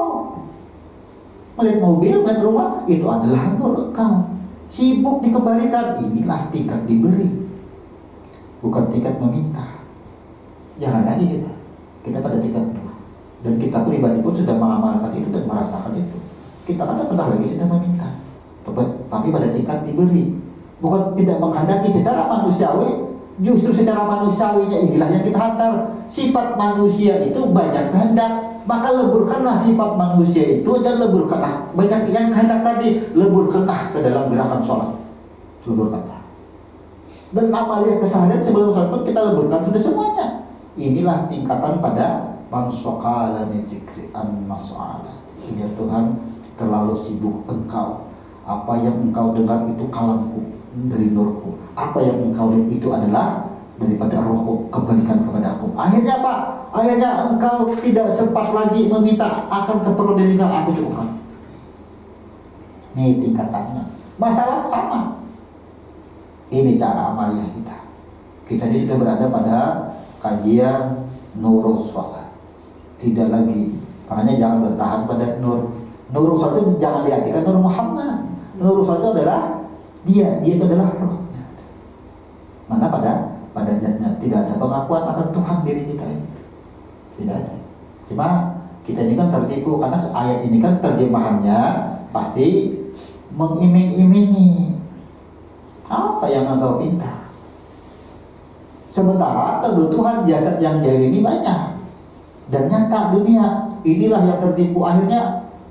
Bagi yang orang salah memahaminya, hanya bahwa lagi usaha, takutan akan dunia, akan tertipu dunia. Daripada masuk neraka, lebih baik aku bawa di rumah, ada berusaha lagi. Akhirnya orang berpendapat seperti itu. Bukan itu. Ayat Al-Quran yang lain sudah menerangkan, matikan dirimu, matikan semuanya. Matikan artinya kembalikan diri kamu seutuhnya. Baru semua dunia kembalikan seutuhnya. Inilah. Jadi korelasi ayat dengan hadis bersesuaian. Orang-orang yang sibuk menyebut atau mengembalikan kepada aku semuanya, maka akan aku cukupkan apa yang dikembalikan Tuhan. Itu tidak. Secara kemanusiaan, dapatlah terpandang, kabullah doanya. Secara kemanusiaan, padahal apa? Karena ketika kita sibuk tadi mengembalikan, itulah cara kita mengamalkan untuk malam hari ini sampai di ayat 5. Insyaallah minggu depan kita akan bahas ayat 6 dan 7 ini dalam satu kali pertemuan. Karena ayat 6 dan 7 ini itu lebih banyak digunakan kepada satu napas. Jadi ini satu kali pertemuan insyaallah. Silakan kalau ada pertanyaan.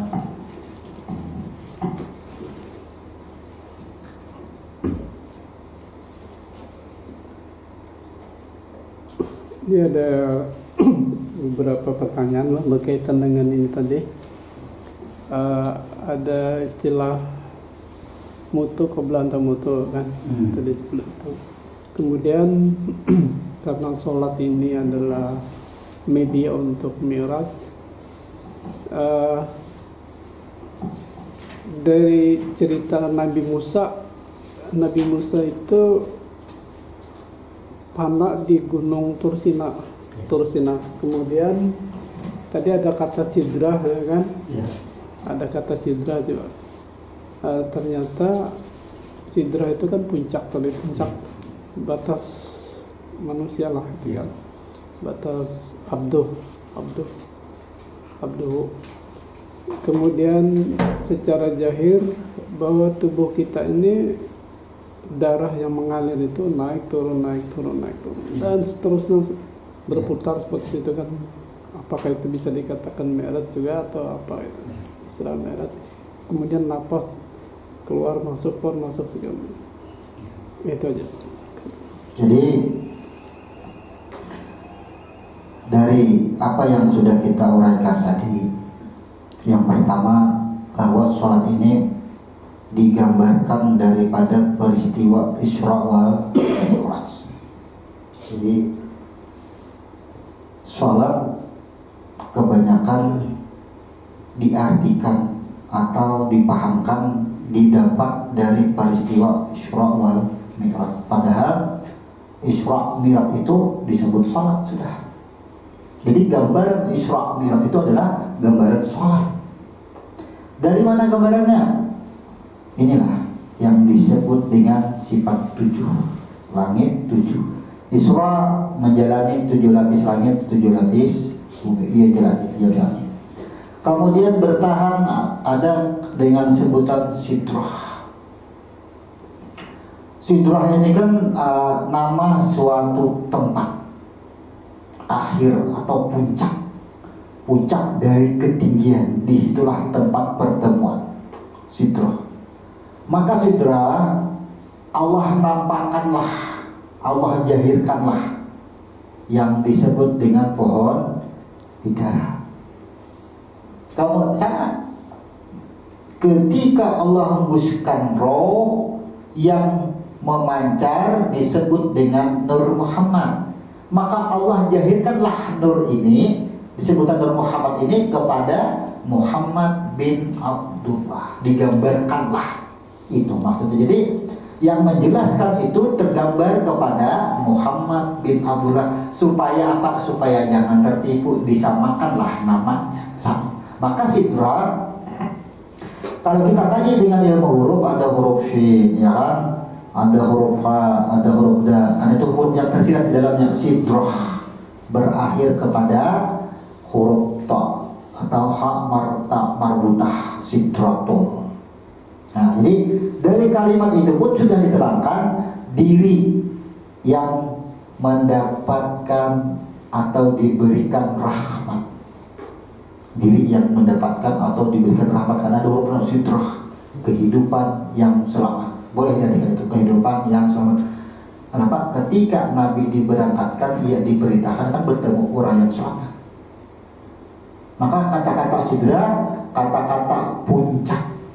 Di dalam sholat, di mana puncaknya? Inilah sholat yang pertama napas naik atau napas tarik. Makanya sholat itu jangan mengucap takbiratul ihram sebelum napas tarik. Misalnya jadi betul Allahu Akbar, napas di bawah masih tidak. Jadi napas itu setidaknya berada pada titik yang disebut kalau bahasa batang tubuh adalah pada dada. Ini kunci. Sama dengan kalau sudah pada dada ini sudah pada sidrah sudah. Karena ada huruf shinnya, ada huruf syabnya, ada huruf dalnya, ada huruf ra'nya. Ini sidrah. Karena di sini masih tak marbutah, tahan nafas itu. Jadi jangan mengucap, jangan membaca, jangan bergerak melakukan apa, melakukan kaulinya, melakukan fi'linya, melakukan rukun kalbinya sebelum nafas berada pada titik yang disebut dengan dada. Gitu. Jadi tarik nafas, Allahu Akbar, sampaikanlah, naikkanlah, mi'rabkanlah Allahu Akbar tadi sehingga Allahu Akbar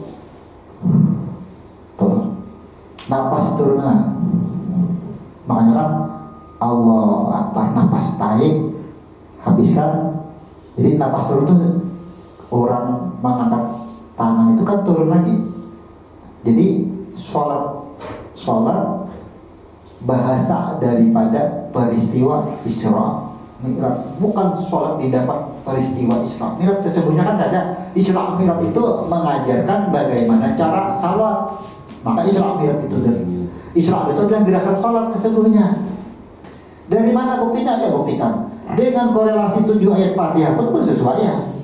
Orang sholat itu yang pertama mematikan batang tubuh. Makanya didahului dengan ayat 1 Alhamdulillahirabbil alamin. Ketika sudah jahir, kembalikan yang jahir ini dahulu, matikan. Makanya peristiwa itu bertemu dengan Nabi Adam dan seterusnya sampailah kepada titik nol disebut dengan Sidratul Muntaha. Makanya kan diberi nama tempat itu Sidratul Muntaha. Sidrah adalah titik atau tempat terpuncak. Tempat terpuncak itu adalah yang berperan semuanya adalah jiwa dan nur. Kembalilah kepada jiwa dan nur. Makanya berakhir pada huruf mim dan huruf nun. Setiap ayat Fatihah semuanya berakhir pada huruf mim dan nun. Itu menggambarkan. Jadi cerita Isra itu adalah cara sholat digambarkan dengan 7 ayat Fatihah, diakhiri hurufnya lagi mim dan nun. Itu suatu gambaran sudah. Cuma kenapa orang hanya mengkaji bacaannya, tidak mengkaji kenapa Fatihah berakhir pada huruf mim dan nun. Ada apa dengan sidrah? Siapa itu sidrah? Ya, ini kadang sampai dibahas, kadang dikaji dengan huruf inilah. Kata-kata sidrah adalah puncak. Dan benarlah bahasa sidrah adalah bahasa nafas. Orang sudah naik.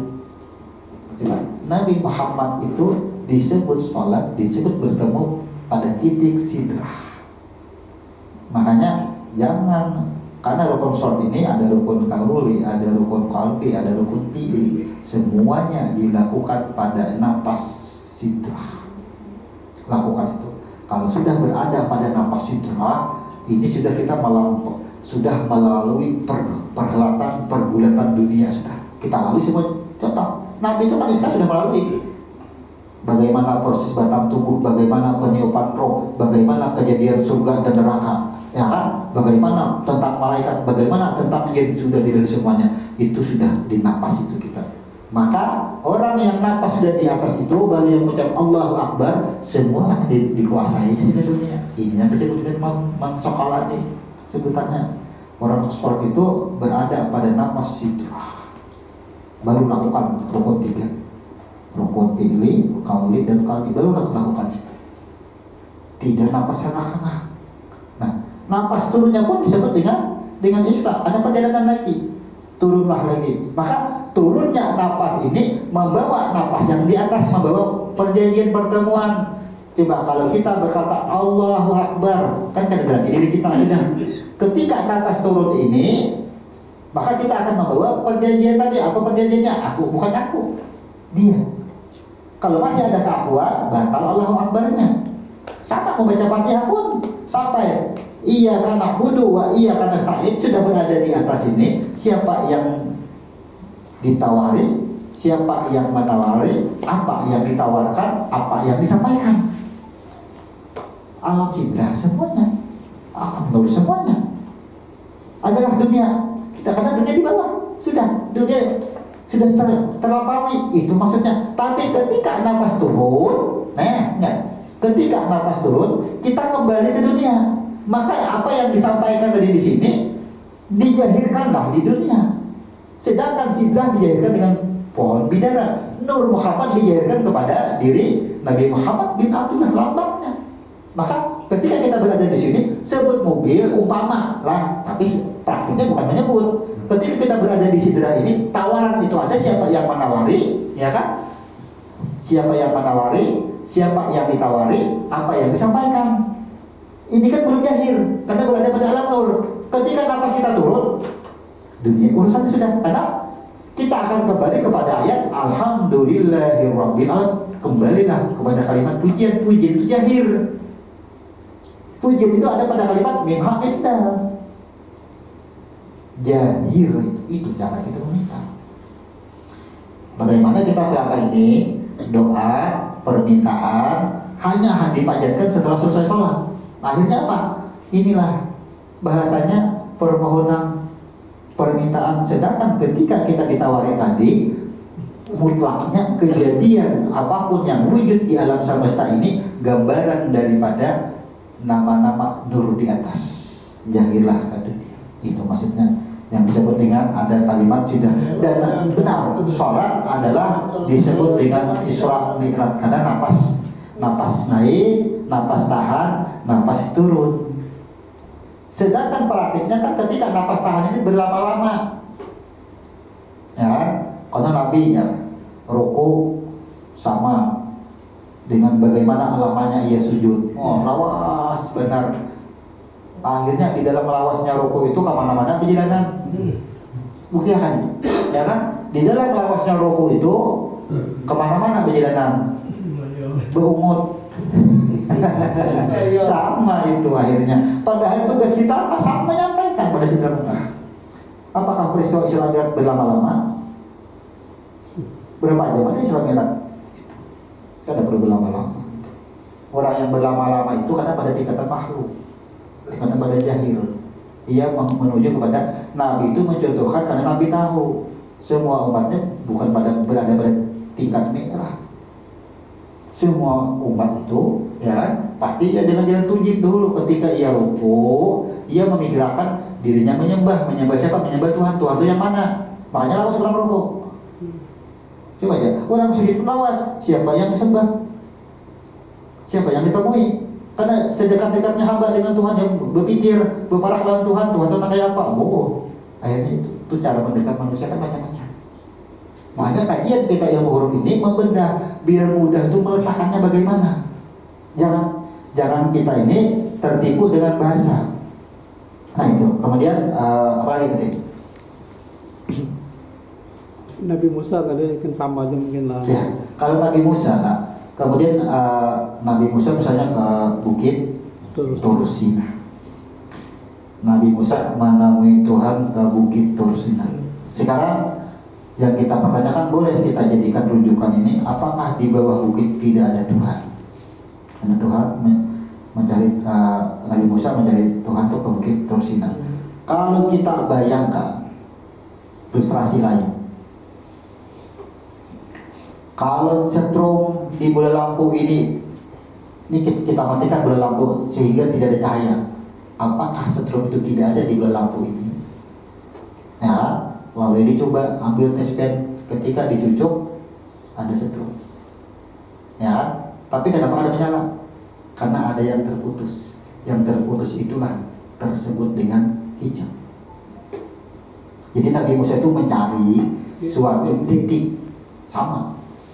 Nabi Muhammad kenapa diisrakan, diberangkatkan, ditahan kepada Sidratul Muntaha? Apakah di bumi tidak ada Tuhan? Sama. Jadi bagaimana kita itu bisa menemukan kepada titik yang bisa kita menemukan Tuhan itu, maka diajarkanlah. Maka peristiwa Isra itu adalah menghapus semua hijab. Bagaimana meleburkan jasad di langit pertama. Itu sebenarnya. Jadi Nabi Musa itu ke Bukit Tur Sina kenapa? Terhijab di bawah. Dia tidak akan bisa menemukan akan Tuhan. Ketika sampai di Bukit Tur Sina di ketinggian, otomatis kan akan melalui pada batas-batas. Kalau orang sudah naik ke uyuhan ke atas bukit itu, rasa lelahnya sudah luar biasa. Kadang-kadang lagi batang tubuh, akhirnya menyadari. Jadi itu sama. Tingkatan-tingkatan bagaimana meleburkan diri ini ilmu tujib. Jadi Nabi Musa itu sebenarnya ilmu tujib, jadinya ia meleburkan, ia mencari titik. Bagaimana kita bisa menemukan Tuhan? Sama. Kita menemukan Tuhan dengan cara tujib. Kita menemukan Tuhan dengan ilmu huruf. Kita menemukan Tuhan dengan cara sholat. Banyak caranya. Betapa ada kita dalam cara sholat itulah. Belum tentu orang bertemu dengan Tuhan. Ilmu yang mengantarkannya. Makanya huruf ain itu menyertai peniupan roh. Ain itu ilmu. Maka ain itu ilmu tadi terdinding atau terhijab. Jika aplikasi di HP itu ada di klik-klik, ada menjadi. Nah ini rahasia. Coba kita singkat. Ini pengembangan kita semuanya, ya. Tidak melakukan aktivitas apapun,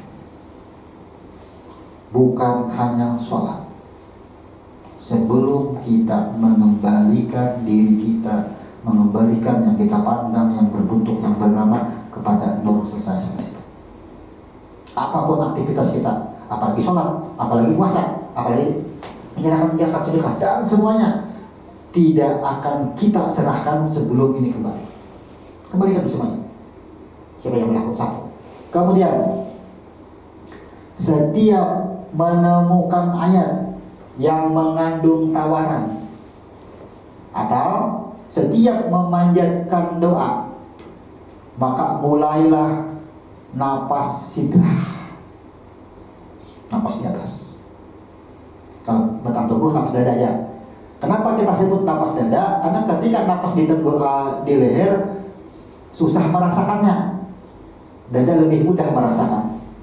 Orang yang menahan napas pada dada, dadanya akan terasa membesar. Coba aja. Ya kan terasa maju. Kenapa? Inilah sidrah.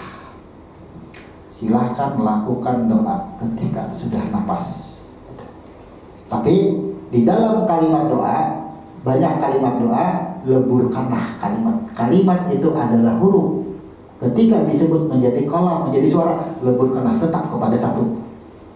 Disebut dengan nur. Tahan, naik di atas, baru turun napas. Yang sudah tersebut tadi di sini itu pada alam nur semuaan. Ketika napas turun, ini kembali kepada ayat 1 Fatihah. Ini kita kembali kepada unsur yang jahir. Mana yang kita sebut tadi ketika kita turun ke dada di sini? Ketika kita menyebut di alam nur sudah kembali kepada alam nur. Ketika kita turun ke alam jahir, kenapa yang kita sebut tadi di sini? Kalau kita rasakan pertanyaan itu, inilah letak kabulnya doa itu adalah rahasia. Doa itu sebenarnya pada tingkatan alam nur. Semua yang kita sebut tadi sudah kita kembalikan. Permintaan itu pada alam nur semua. Lahirnya, rujuknya ke dunia ini penjahiran. Kun, paya, kun. Jadi kun, ya kan? Paya, kun. walaupun jahir di dunia ini pun adalah tetap kita kadang melupakan perjanjian maksudnya semuanya berasal daripada nur. Ketika kita turun ke bumi menjadi rumah, maka rumah itu tetap kun, tetap nur. Jangan lupa, makanya disebut di dalam napas turun itu disebut dengan ba'diyah, mengikuti perjanjian ini, mengikuti persaksian kita yang awal. Ketika kita bersaksi, rumah itu siapa? Nur. Mobil itu siapa? Nur. Ya, turun ya, sudah. Jadi seakan-akan kita tuh mengucapkan doa di sidang. Apa yang engkau minta dicontoh, kita ubah ilustrasinya. Apa yang engkau minta? Mobil. Mobil itu untuk apa? Mobil itu siapa? Mobil itu dari mana? Nur. Untuk siapa? Untuk nur. Ayo. Nur semuanya. Ya sudah, silahkan turun ke dunia. Ini misal, ketika kita turun ke dunia dapat mobil, lupa bahwa mobil ini adalah daripada kun. Persaksian kita sudah menyatakan mobil ini adalah kun, adalah nur. Ketika kita sudah jahir mobil, lupa. Ini maksudnya. Tapi makanya disebut dengan ba'diyah, mengikuti persaksian. Ketika sudah bertemu kan persaksian. Kalau sebelumnya napas naik disebut dengan qabliyah, kita mendatangi siapa sesungguhnya yang menguasai kita. Huruf qaf sampai bertemu, sampailah kepada huruf ba, qabli, ya kan? Ba. Ketika sudah turun, ba tadi diturunkan lagi disebut dengan ba'diyah, ikutilah. Jangan kamu lepas dari persaksian perjanjian ini. Turun ke sini Allah jahirkan. Tapi bila kita lupa dengan persaksian ini, yang ada mujahir. Sedangkan ba'diyah mengikuti persaksian yang awal. Jadi kita apapun yang kita miliki punya dia. Apapun yang kita miliki, siapa yang miliki? Dia. Kita adalah dia. Ini kada mau, inilah la ilaha illallah. Mau tuh jadi. Ini cara mengamalkan, kalau cara berdoa, kalau cara meminta. Ingat, satu, nafas selalu di sidrah, di dada, naikkan ke atas. Ini rahasia doa. Mudah sebenarnya kalau sudah biasa. Ayo dengan kayak apakah caranya berdoa? Ya Pak, coba amalkan ini. Jadi setiap maupun ayatnya. Jadi doa itu, makanya kekuatan doa itu adalah pada nafas. Tarik nafas pada sidra. Satu kedipan mata itu ribuan permintaan sudah masuk di situ.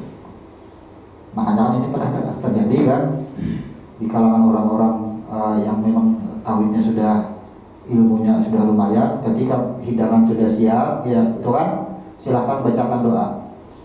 Tarik ini nafas, sudah silahkan makan ke sini. Bingung kapan berdoanya? Di situ. Nafas tauhid, nafas orang yang sudah mengenal dengan diri, tidak ada permohonan, tapi adalah pada tingkat nur. Silahkan makan. Maka kata-kata silahkan makan itulah yang dimakan adalah nurnya, yang memakan adalah nurnya semua. Semua perilaku yang ada adalah nurnya, tidak menyimpang dari kalimat ba'diyah, mengikuti selamat kita ini mustaqim sebenarnya jiwa yang selamat. Tapi apa? Kita meminta mobil justru akan tersesat. Kenapa tersesat? Lupa siapa sesungguhnya asal mobil, siapa yang ditawari, siapa yang menawari, tidak kembali ke situ. Nah itu maksudnya intinya rahasia ayat Fatihah, baik ayat 4 maupun ayat 5 ini sampai ke situ. Soalnya kita lanjut di minggu depan. Ada lagi? Kalau sudah tidak ada, kita tutup. Subhanallahumma wa bihamdika asyhadu an la ilaha illa anta astaghfiruka wa atubu ilaik. Assalamualaikum warahmatullahi wabarakatuh.